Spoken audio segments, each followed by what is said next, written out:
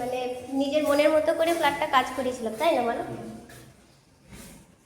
থাকবো বলেই কাজ করেছিলাম, কিন্তু থাকতে পারলাম না।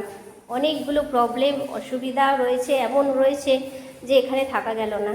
তাই জন্য ডিসিশান নিয়ে নিলাম যে এটা সেল করে দেবো, তারপরে দেখছি।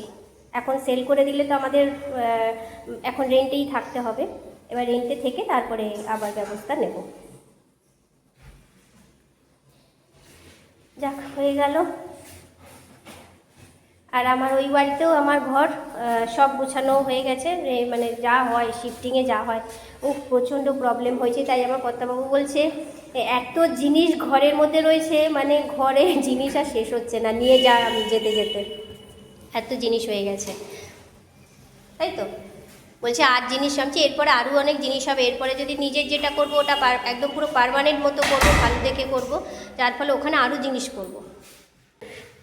ওইখানে এখনও শুধু ওই জানলার পেলমেটগুলো আর পর্দাটা লাগানোই বাকি আছে, এছাড়া ওইখানে সব কাজ শেষ। আজকে রান্নাঘরটা যেটুকু বাকি ছিল ওখানে করে দিয়েছি। তুমি এখন এই ঘরটা ছেড়ে খুশি, মানে হ্যাপি না আনহ্যাপি, কোনটা? বলে রাখো না কাজের সময়। না, তুমি এই ফ্ল্যাটটা নিচে হ্যাপি না আনহ্যাপি? না, ঠিক করে বলো। হ্যাঁ, এই সবাই শুনছে কিন্তু, ঠিক করে বলো। না, দাঁড়াবো না, আগে বলো। এই বলো, তুমি এরকম হয়ে গেলে আর আমি আসবো না।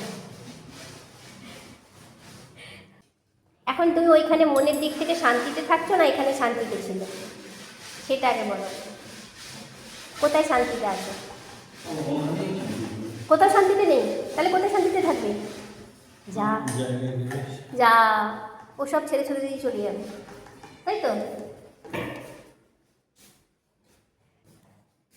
চলো এখন রাখি, ইয়ার কি ফাজলামি অনেক হলো।